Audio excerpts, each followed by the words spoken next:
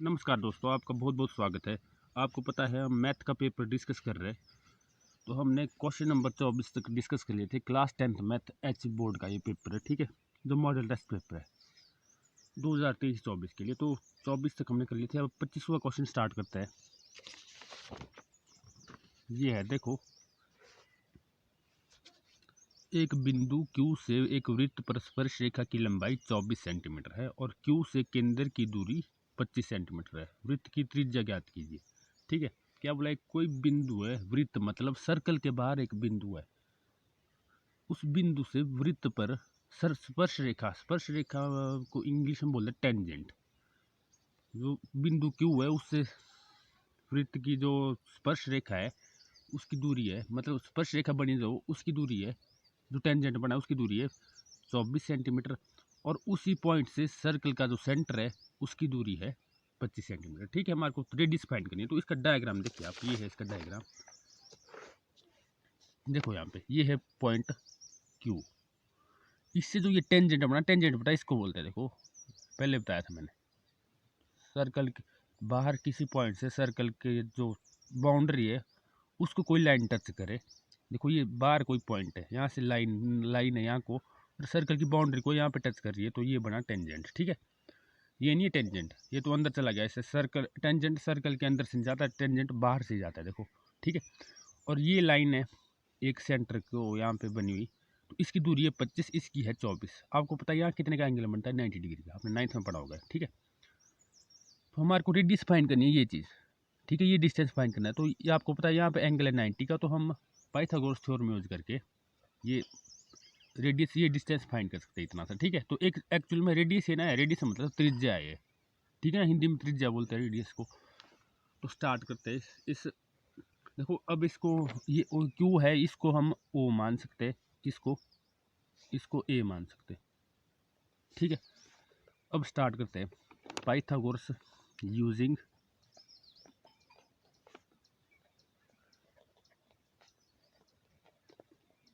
Pythagoras theorem. Pythagoras theorem use करके देखो, Pythagoras theorem क्या है? हाइपोटेनस का square is equal to base square plus perpendicular square. Hypotenuse होता है बेटा सबसे बड़ी साइड है। आप बता सकते हो यहाँ पे कौन सी हाइपोटेनस है? हाइपोटेनस है सबसे बड़ी साइड, यानी ओ क्यू। वो परपेंडिकुलर के सामने होती है, आपने ट्रिग्नोमेट्री में पढ़ा है। ठीक है, ये परपेंडिकुलर 90 डिग्री इसके सामने है, ये देखो 90 डिग्री के। और ये इसमें बेस और परपेंडिकुलर ये साइड हो जाएगी। ठीक है, तो अब हाइपोटेनस क्या होगा बेटा? सबसे बड़ी साइड, यानी कर्ण बोलते हैं इसको। कर्ण का स्क्वायर इज इक्वल टू आधार का स्क्वायर प्लस लंब का स्क्वायर। तो ये आ जाएगा यहाँ पे ओ क्यू का square is equal to O A का स्क्वायर प्लस क्यू ए का स्क्वायर। क्यू ए चाहे ए क्यू जो भी लिख लो, O A square plus Q A square. ठीक है, तो ओ क्यू की वैल्यू मेरे को दी, मेरे को निकालना क्या है? ओ ए निकालना है मेरे को, मतलब यही मेरी रेडियस है। तो ओ क्यू क्या है मेरे पास? देखिए ये है 25 का स्क्वायर, ओ ए ऐसे ही रहेगा, क्यू ए कितना है? 24 का स्क्वायर। तो ये हो जाएगा 625, और ये 25 का स्क्वायर होता है 625। 25 का स्क्वायर का मतलब है, स्क्वायर मतलब घात, इसका मतलब 25 इंटू 25। 25 इंटू 25 कितना होता है? 625। ये हो गया यहाँ पे ओ ए का स्क्वायर। 24 का स्क्वायर भी 24 इंटू 24 होता है 576 होता है। ठीक है, आपने कर ला मल्टीप्लाई। तो मेरे को वैल्यू किसकी निकालनी है? ओ ए की निकालनी है ना। तो ये बाकी चीज़ें दूसरी साइड जाएगी। ये 576 प्लस करना इस साइड, तो इस साइड क्या होगा? माइनस का। ये हो गया माइनस का, is equal to O A square. तो 625 माइनस 576 कितना होता है? ये होता है 49। ठीक है, तो ये आ गया 49 is equal to O A square. तो मैं इसको ऐसे भी लिख सकता हूँ ना बेटा, ओ A square is equal to 49। इसमें कंफ्यूज नहीं होना है, मैंने ओनली लिखा है इसको। ठीक है, यहीं से भी हो जाता। देखो अब यहाँ पे स्क्वायर हटेगा, दूसरी साइड क्या लग जाता है? मेरे को ओ ए की वैल्यू चाहिए, ना कि ओ ए के स्क्वायर की वैल्यू चाहिए। तो एक साइड स्क्वायर हटता है, दूसरी साइड अंडरूट लग जाता है। तो क्या लग जाएगा यहाँ पे? देखो यहाँ पे स्क्वायर हटा, दूसरी साइड अंडरूट लग गया, कितना आ गया? 49। तो अंडरूट 49 जो होता है, देखो अंडरूट 49 निकाल सकते हो आप, ऐसे निकाल सकते हो। 7 7 जा प्राइम फैक्टराइजेशन करके तो कितना आया 7 आया। तो ओ ए की वैल्यू आई O A is equal to 7। तो यही तो आपकी रेडियस है, ठीक है बेटा। तो रेडियस इज इक्वल टू 7 या त्रिज्या इज इक्वल टू 7, त्रिज्या बोलते रेडियस। तो ये फाइंड करना था इसमें, ठीक है। ये टेंजेंट था, ये क्यू से सेंटर की दूरी थी, ये गिवन थी हमारे को, ठीक है। हमारे को रेडियस फाइंड करनी, त्रिज्या फाइंड करनी थी, तो ये थी हमारी ओ है, ठीक है बेटा। उम्मीद है आपको अच्छे से क्वेश्चन समझ आया होगा। अब स्टार्ट करते हैं नेक्स्ट। अब नेक्स्ट जो क्वेश्चन है देखो, इसमें बोला है निम्नलिखित रैखिक समीकरण युग्म को विलोपन विधि से हल कीजिए। अब इनको विलोपन विधि से हल करना है। विलोपन विधि मतलब इलेमिनेशन मेथड, ठीक है। एलिमिनेशन मेथड जो है, solve the following pair of linear equation by the elimination method. और इक्वेशन दी है आपको, ठीक है। ये इक्वेशन दी हुई दो, तो आपको पता है सब्स्टिट्यूशन मेथड भी होता है, एलिमिनेशन मेथड भी होता है, और एक क्या बोलते हैं क्रॉस मल्टीप्लिकेशन। 2-3 मेथड है ये, तो इनको आपने देख लेना है, सारे आने चाहिए आपको। तो इसको सॉल्व करते देखो।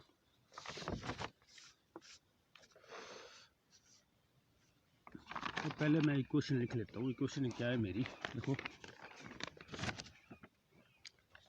ये है 3x plus 4y is equal to 10। ये इक्वेशन है बेटा, ठीक है। और दूसरी है 2x minus 2y is equal to 2। Elimination method मतलब विलोपन विधि, ठीक है। तो इलेमिनेशन का मतलब देखो, आपको मतलब भी देखो नाम से ही पता चल रहा है कि इसका मतलब होता है इलेमिनेट करना। इलेमिनेट करना मतलब बाहर करना या हटा देना। तो हम इसमें एक वेरिएबल को हटा देते हैं, x को हटा देंगे चाहे y को हटा देंगे, ठीक है। तो अब मैं स्टार्ट करता हूँ। जैसे ये 3x, अब 3x प्लस 4y इसको एक इक्वेशन मान ले, इसको दूसरी मान ले। देखो ये मान ली हमने 1, इसको मान ली 2। सबसे पहले तो वेरिएबल लिखना है। देखो x के साथ क्या है 2, x के साथ क्या है 3, y के साथ क्या है 4, y के साथ क्या है 2।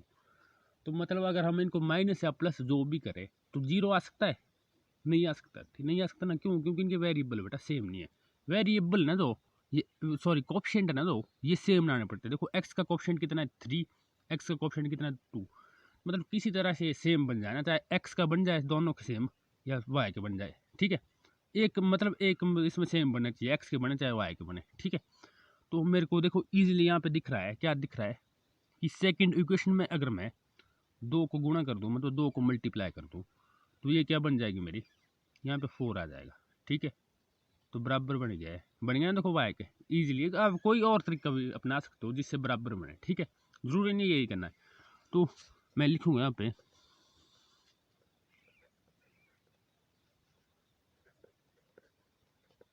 Multiply 2 in equation 2। इक्वेशन 2 में जब 2 मल्टीप्लाई किया तो क्या आया मेरे 2 इंटू 2x माइनस 2y, ठीक है। इसमें कर दिया। अब रूल ये होते हैं बेटा दोनों साइड मल्टीप्लाई करना पड़ता है, ये नहीं कि एक ही साइड मल्टीप्लाई करूँ मैं अपनी मर्जी से। अगर एक साइड करो तो दूसरी साइड भी करना पड़ेगा, ये रूल है मैथ के, ठीक है, जनरल रूल है। तो यहाँ पे भी हो जाएगा 2 इंटू 2, तो ये आ जाएगा 2 इंटू 2x कितना होता है, ये होता है 4x, ठीक है। 2 इंटू 2y कितना होता है, ये होता है माइनस 4y, ठीक है। और 2 इंटू 2 कितना होता है 4। तो ये आ गई मेरे पास इक्वेशन थर्ड। जो इक्वेशन थर्ड आई है, अब देखो इसके इक्वेशन 1 के और इक्वेशन थर्ड के, इसमें जो y के कोएफिशिएंट है, मतलब जो इसमें गुण हो रहा है y में, देखो क्या हो रहा है 4, यहाँ पे भी 4, ये क्या हो गए बराबर आ गए, इक्वल आ गए। तो अब हम इक्वेशन 1 और 3 को क्या करेंगे, ऐड करेंगे। ऐड क्यों करेंगे, देखो ऐड करने से क्या होगा, इसको ये प्लस माइनस क्या हो जाएगा, माइनस ही होगा ये सारा। अगर माइनस करते हो आप तो माइनस माइनस ये प्लस हो जाएगा और आपका आंसर नहीं आएगा, ठीक है। तो मतलब y हटाना है हमारे को ऑन एडिंग 1 एंड 3, क्योंकि साइन देखो एक में प्लस एक में माइनस में, तो सिंपली इनको ऐड कर देना चाहिए। जब अलग अलग साइन है ना दोनों में, तो सिंपली ऐड कर दो, ठीक है। 1 एंड 3, तो आप 1 लिखो पर चाहे थर्ड लिखो, कोई फर्क नहीं पड़ेगा, ठीक है। 3x plus 4y is equal to 10 and 4x minus 4y is equal to 4। देखो ऐड कर रहे हो आप, तो ऐड का मतलब है प्लस, तो 3x प्लस 4x कितना होता है 7x। अब ये प्लस माइनस क्या होता है, माइनस होता है ना, तो 4y माइनस 4y 0। तो यहाँ पे देखो 10 प्लस 4 कितना होता है, ऐड हो रहा है ना, 10 प्लस 4 होता है 14। और यहाँ पे लिख लेता हूँ मैं, देखो आगे नेक्स्ट में 7x इज इक्वल टू 14 और x is equal to, x की वैल्यू निकालनी है ना, तो 7 है, यहाँ पे मल्टीप्लाई रहा है, दूसरी साइड क्या होगा डिवाइड, 14/7 कितना आएगा 2। तो x इज इक्वल टू 2। अब x की वैल्यू 2 मैं पुट करूँगा किसी क्वेश्चन में, किसी भी क्वेश्चन में पुट कर लो, फर्स्ट सेकंड थर्ड में, किसी में पुट करोगे आप y की वैल्यू आ जाएगी। तो x is equal to 2 put किया इक्वेशन 1 में,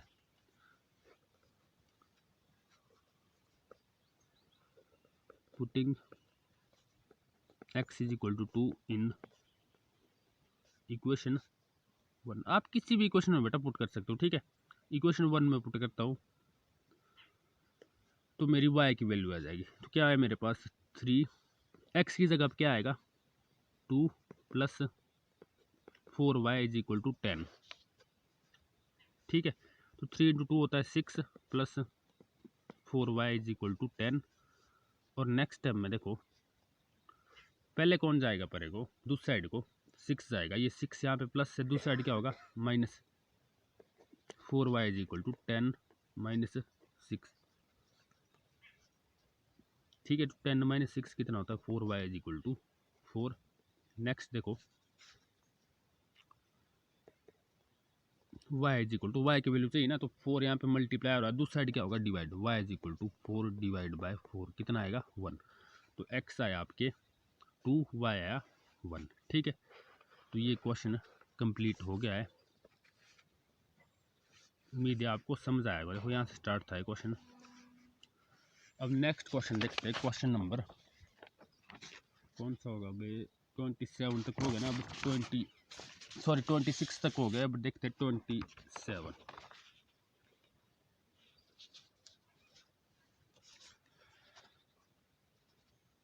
इसमें देखिए दो समरूप त्रिभुजों की भुजाएं 4:9 के, देखो 4:9 में है ये भुजाएं। इन त्रिभुजों के क्षेत्रफलों का अनुपात ज्ञात कीजिए। मैं इंग्लिश में पढ़ लेता हूँ। Sides of two similar triangle are in ratio 4:9, find areas of these triangle, ठीक है।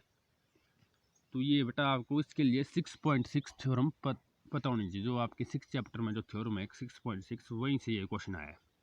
और अब एक बात है कि 27 से जब क्वेश्चन स्टार्ट हुआ ये है 26 से, हाँ, तो ये क्वेश्चन जो हो गए ये 3-3 मार्क्स के अब क्वेश्चन, ठीक है। अभी तक जो आपको क्वेश्चन थे वो 2-2 मार्क्स थे, अब 3-3 मार्क्स के हो गए, ठीक है। तो ये क्वेश्चन 3 नंबर का है, तो इसको मैं सॉल्व करता हूँ, इसको सॉल्व करना स्टार्ट करता हूँ। देखो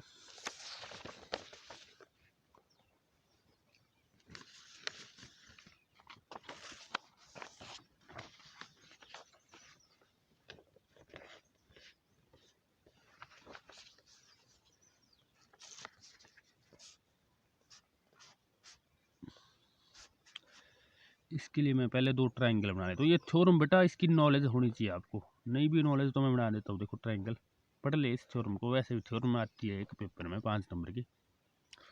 देखो ये है ट्राइंगल ABC, ये है DEF, 2 ट्राइंगल है। और ये किसकी बात हो रही है, सिमिलर ट्राइंगल की, ठीक है। बोला अभी यहाँ पे समरूप त्रिभुज मतलब सिमिलर ट्राइंगल की, तो सिमिलर ट्राइंगल से रिलेटेड ये थ्योरम है। तो अब इसमें बोला है देखो, जो उनकी भुजा है, इन ट्राइंगलों की भुजा है मतलब इनकी साइड है, इनका रेशो है 4/9। तो इनके एरिया का रेशो क्या होगा, ठीक है। तो ये पूछा है, एरिया नहीं बोला है फाइंड करने को, इनके एरिया का रेशो फाइंड करने को बोला है, ठीक है। Find ratio of there areas. तो अब देखो आपको पता है ये साइड कौन सी है AC और ये कौन सी है यहाँ पे DF।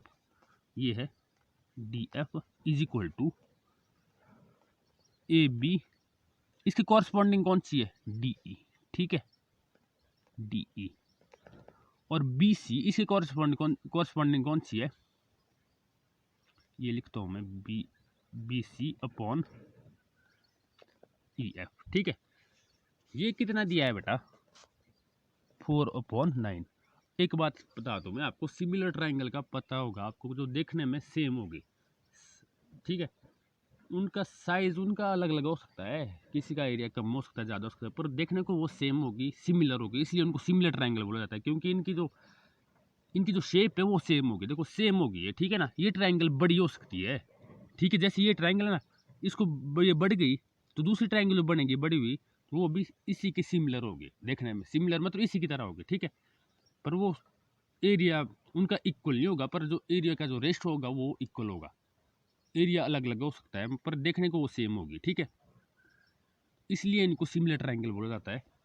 अब जो थ्योरम में 6.6 उसमें बोला गया है, areas of ratio of areas of two similar triangle is are equal to the ratio of their corresponding side. तो वो थ्योरम 6.6 है, वो लिख लेनी है यहाँ पे, ठीक है, थ्योरम 6.6 लिख लेनी है यहाँ पे, ठीक है, वो आएगी यहाँ पे लिख लेनी है। मेरे पास इतना टाइम नहीं जो कि मैं इसको लिखूँ, तो वो आपने लिख लेनी है, वो मैं थ्योरम समझा देता हूँ आपको।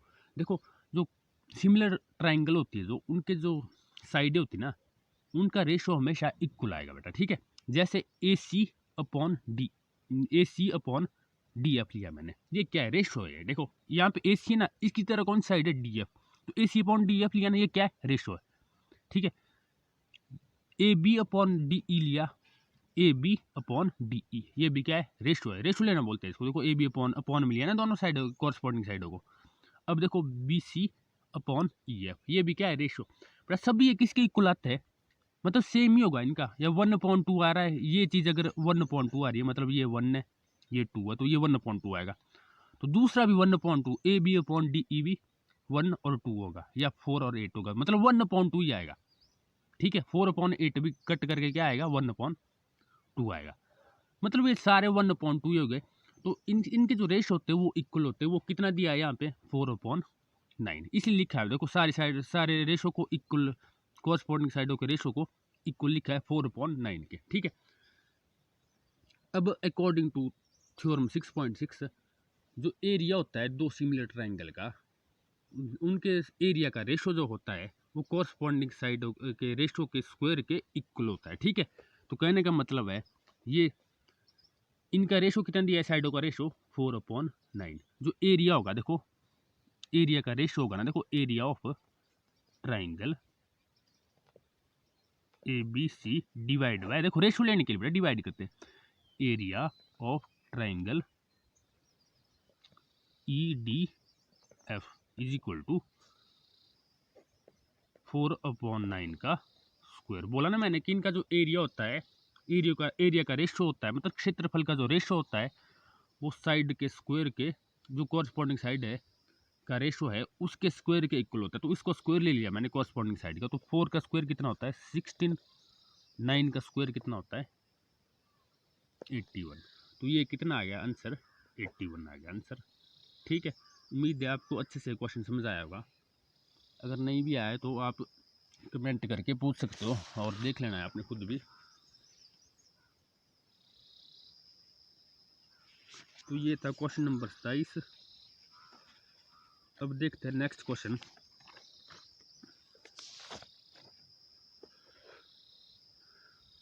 Question number 28, solve the following pair of linear equation by the substitution method. Substitution method क्या होता है, मतलब इसको हिंदी में बोलते हैं प्रतिस्थापन विधि, ठीक है। तो प्रतिस्थापन विधि और सब्स्टिट्यूशन मेथड आपने पढ़ा होगा, तो मैं उसको सॉल्व करूंगा, ठीक है। तो इसमें वैल्यू सब्स्टिट्यूट की जाती है, इलिमिनेशन मेथड से थोड़ा अलग है, ठीक है। तो इसको मैं पहले लिख लेता हूँ, इक्वेशन लिख लेता हूँ पहले। ये है x + y = 14,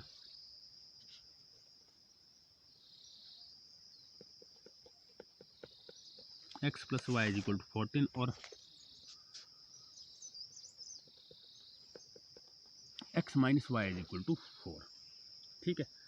तो इसको मान लेता हूँ मैं फर्स्ट इक्वेशन, इसको मान लेता हूँ मैं सेकंड इक्वेशन। ठीक, तो फर्स्ट या सेकंड में से मैं कोई भी इक्वेशन ले सकता हूँ और उसकी आगे वैल्यू लेनी है। जैसे मैंने इक्वेशन, आप फर्स्ट ले लो चाहे सेकंड ले लो, वहाँ से आपने एक्स की वैल्यू लेनी है चाहे वाई की वैल्यू लेनी है। देखो मेरे को इक्वेशन 2 ठीक लग रही है, अच्छी लग रही है, यहाँ पे थोड़ा आसान लग रहा है, तो मैं इसकी वैल्यू लूँगा। ठीक है, आप 1 की भी ले सकते हो। फ्रॉम इक्वेशन 2 क्या हो जाएगा? फ्रॉम इक्वेशन 2 से ये मेरी इक्वेशन 2, देखो x minus y is equal to 4। यहाँ से मैं x निकालूंगा। x कैसे निकलेगा? y भी निकाल सकते हो आप, देखो, पर y फिर माइनस में आएगा। ठीक है, y यहाँ पे इस साइड माइनस का है, दूसरी साइड क्या होगा? प्लस का। ठीक है, y दूसरी साइड ले जाना है, इसी को बोलते हैं सब्स्टिट्यूशन मेथड। 4 प्लस y यहाँ पे माइनस का है ना, दूसरी साइड क्या होगा? प्लस का। तो x क्या आया? 4 प्लस y।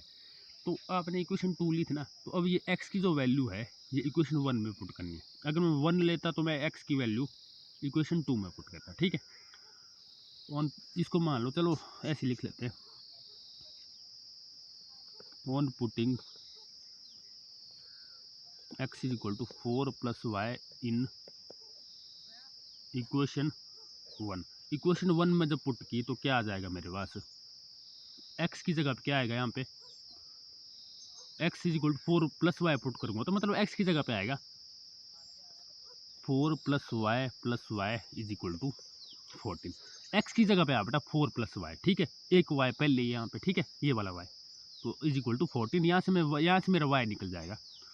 4 प्लस वाई कितना होता है आपको पता है? 2y is equal to 14। तो यहाँ से मैं y की वैल्यू निकालूंगा। पहले कौन जाएगा परे? 4 जाएगा परे, ये प्लस हो रहा है तो ये जाएगा पहले परे। ठीक है, ये रूल है मैथ के। तो 2y is equal to 14 minus 4। 14 minus 4 कितना होता है? 10। तो कितना है मेरे पास? 2y is equal to 10। मेरे को वैल्यू किसकी निकालनी है? y की। y से 2 क्या हो रहा है? मल्टीप्लाई। अब 2 जाएगा पर अब 2 की बारी है, पहले ये 4 गया था, अब 2 की बारी। तो y is equal to 10 divide by 2 कितना आएगा? 5। तो y की वैल्यू आई 5। अब y की, अब x भी रह गया बेटा, तो x की वैल्यू मैं निकालूंगा। पुटिंग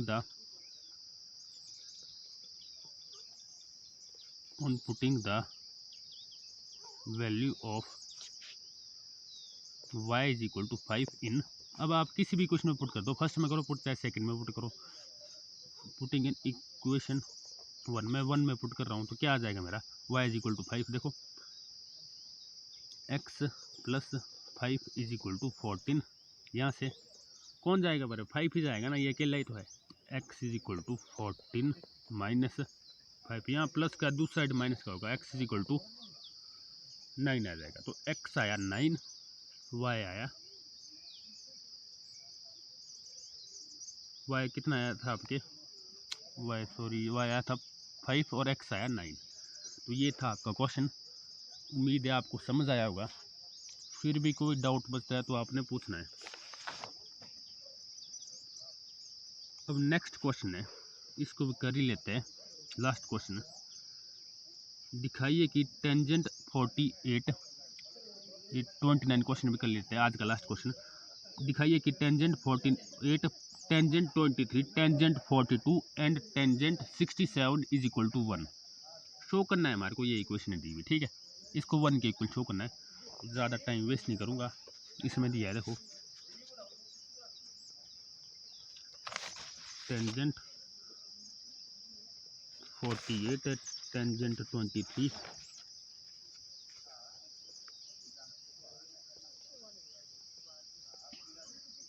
टेंजेंट 23, आगे दिया है टेंजेंट 42,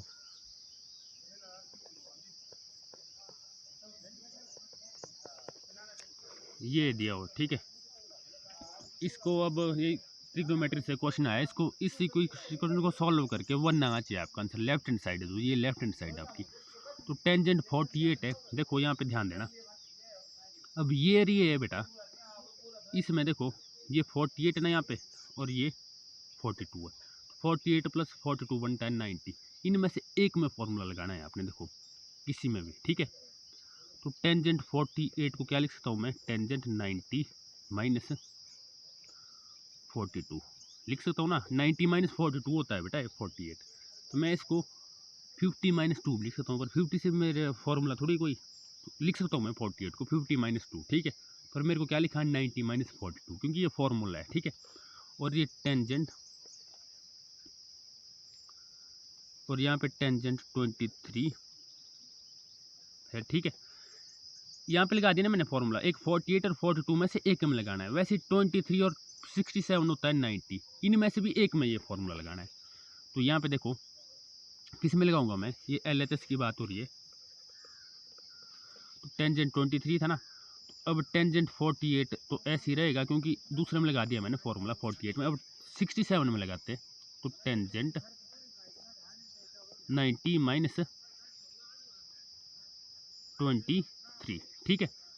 अब टेंजेंट 90 माइनस 42 कितना होता है, टेंजेंट 90 माइनस थीटा, आपने फॉर्मूला पढ़ा होगा, कितना होता है कॉट थीटा। तो कॉट थीटा कितना है, मतलब एंगल कितना है 42, और ये टेंजेंट 23 ऐसे ही है, ठीक है।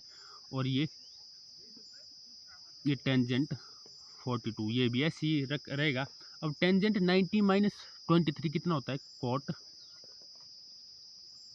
23, ठीक है। अब ये हो गया फॉर्मूला।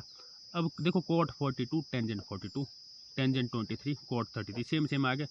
अब इसको एक को रिवर्स करेंगे, देखो जैसे कॉट 42 है, ये है टेंजेंट 23। अब मैं इन दोनों को मैंने ऐसे रख दिया, मैं इसको रिवर्स करूंगा। ये टेंजेंट 42 का उल्टा क्या हो गया, टेंजेंट का उल्टा कॉट होता है ना, देखो तो क्या आ जाएगा 1 अपॉन कॉट 42। वैसे इसको मैं चेंज करूंगा 1 अपॉन टेंजेंट 23। 4 में से बेटा 2 करने थे, कोई चेंज उल्टे करने थे। जैसे ऊपर कितना 4 में से 2 किए, वैसे यहाँ पे भी 4 नंबर है, 4 में से 2 करने हैं, ठीक है। तो टेंजेंट 23 से टेंजेंट 23 कट हो गया, कॉट 42 से कॉट 42 कट हो गया, इसलिए इसको चेंज किया। ये किसके इक्वल आया 1, तो LHS इज इक्वल टू 1, जो आपकी RHS से दी हुई, ठीक है। तो उम्मीद है आपको समझ आया होगा। देखो करते क्या है, इसमें एक में फॉर्मूला लगाते हैं। देखो अब ये चेंज हो गया, देखो एक में लगाया 90 माइनस 42 और 48 होता है 90, तो इनमें से एक में लगा था, तो एक कॉट में चेंज हो रहा था, ठीक है। 23 और 67 में से भी एक में लगा, तो एक में लगाया, ये चीज़ आ गई हमारे। तो अब एक आ रहा है देखो कॉट 42 टेंजेंट 42, ऐसे तो कटेगा नहीं है, ठीक है ना, अलग अलग चीज़ें। एक रिवर्स हो जाएगा ना, और चेंज भी हो जाएगा किसमें, कॉट में, तब भी कट सकता है। देखो टेन 42 को मैंने चेंज किया कॉट 42 में, इस कॉट 42 से कॉट 42 कट गया। वैसे ही 23 कॉट 23 को चेंज किया टेन 33 में, टेन 23 में 23 से 23 कट गया। या ऐसे भी कर सकता था मैं कि इस कॉट को चेंज करता, तब ये नहीं हुआ था चेंज, ये वाला, ठीक है। तो ये हो